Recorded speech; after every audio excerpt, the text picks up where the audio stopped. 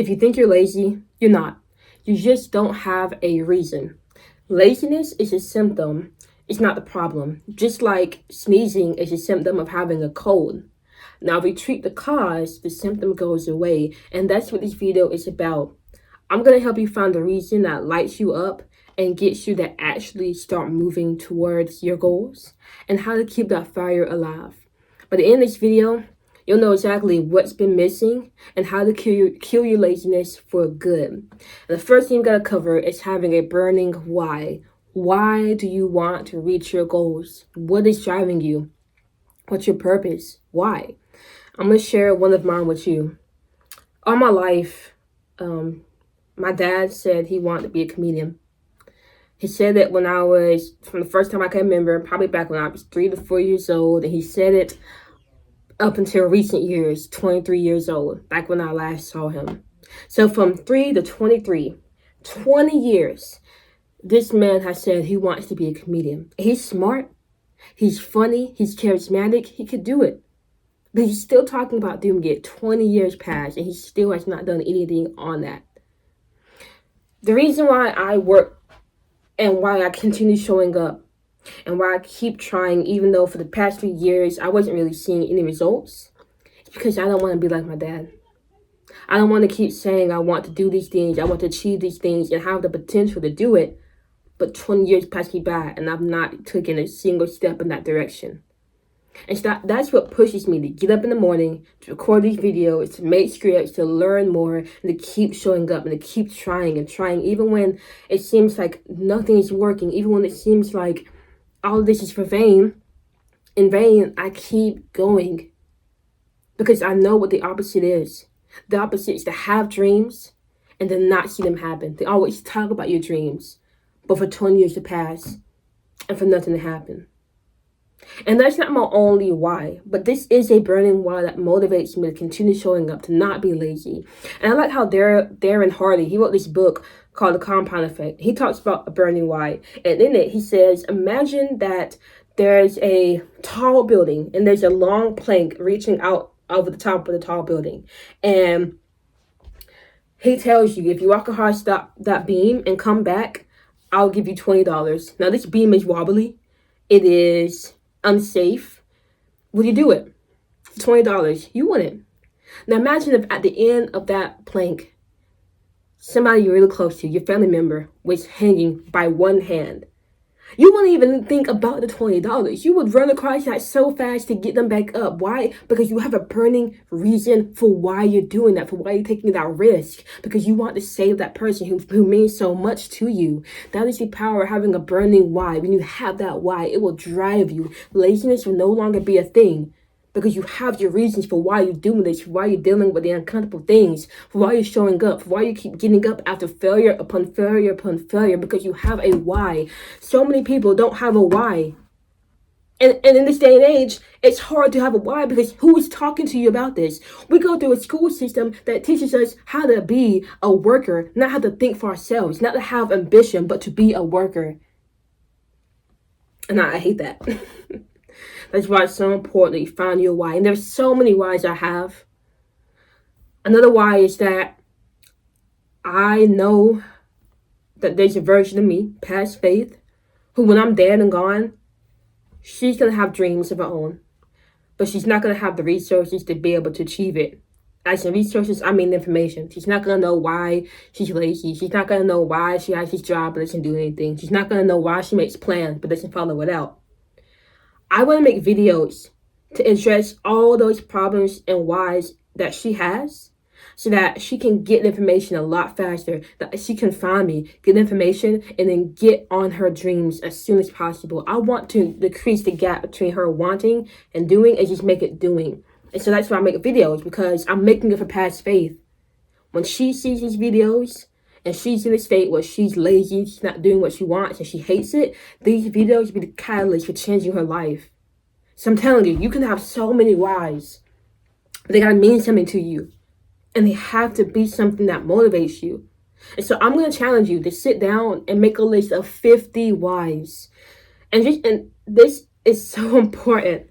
There's a story Jim Rohn wrote about where there's these soldiers and they were on the ship, but it like hit something, and they were all in the water, cold, freezing water, waiting to be rescued. Now they're holding on to these rafts, just trying to stay afloat, but it is difficult because it's freezing water. It's so easy to let go and die, and some people did. Now the people who were survived and who got pulled off and like were rescued, they were asked, "How did you manage to stay alive so that long until help came?" And they literally all said they had their whys. Some people were thinking about the family who needed them. Some people, if they didn't have family, they thought about the people who would they would meet in the future who would need them. They all had whys for hanging on. And the people who let go didn't have whys. So I know I'm going all in on this. I've spent about 5 minutes talking about this, but it's so important to have some whys. Okay, so go through and make a list of 50 whys. And I said 50 for a reason. When you get past, because you're going to have like 10 whys, you fly through. But now you got to come up with 40 more whys. And that is when you're really going to start thinking and digging deeply. And you're going to find that why that lights you up. Now, the second thing we're going to cover is leaving this world. Now, let's imagine you wake up. You're born into a world that encourages you. Every single day, your mom tells you you are great. And you are meant for greatness, and you achieve so much in this life. The friends you have, they're talking about your goals and how you can achieve your goals and how you're so disciplined, how you can do so much. And every single day you are bombarded with affirmational messages that you can achieve whatever, that you have greatness inside of you, that you are made to be the best and that you are the best. How would you show up in that world? Like if that's how you lived? You would feel like you are the best. You are great. Not in like an egotistical way, but like in a way that, oh my goodness, I can achieve whatever I want. So I'm going to go after what I want and achieve that. Now imagine the opposite. Imagine the world we live in right now, because we don't live in that world where people encourage us and they're always saying goodness in our ears. No, we live in a world where the minute you come out, they put a chicken nugget in your mouth. Not even real food, a chicken nugget. We live in a world where you hear no many more times than you hear yes. When you see failure many more times than you see people winning. When you see drama and negativity and people gossiping and people being toxic and people dragging you down. That we live in a world of negativity. That is the dominant social world we're living in. And so if hearing that you're great all your life can influence you to be great, if you hear just negativity, toxicity, drama, gossip, most of your life, what are you going to do? You're not going to be thinking, oh, I'm great, I can achieve things. You're going to be thinking, life sucks, this is hard, I'm done with this, I feel like everything is conspiring against me, I can't achieve anything. Like, and if that's how you're thinking, what will you do?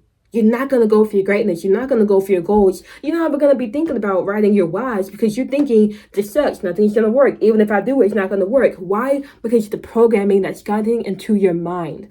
That's why it is so important to leave this world. And this is how you're going to keep the fire inside of you alive. Because yes, you're going to have your burning why. But unless you keep adding fuel to that why, it's going to dissipate.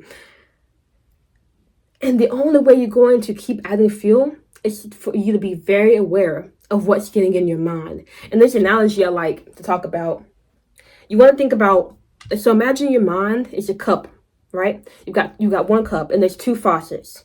Now under one faucet, you put a cup and it's all murky water. Now we always start with a cup full of murky water because of the world we're born in, the society we're born in. So we all just have a negative victim mindset that disempowers us. Now, what if you change that mind, that cup, and put it under a different faucet where it's all clear water? Well, now you're in the world that tells you you're great, you can achieve much, you can do whatever you want, you have a dominant side of you that's waiting to be released.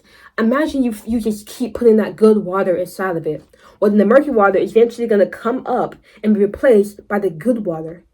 Now, you have to continue putting good water in, because the minute you turn off this tap, you're going to go back to the murky water. So how can you do this in real life? Be very aware of what you're getting inside your mind. That's why I don't listen to a lot of music with like negative messages. I don't really listen to hip hop anymore.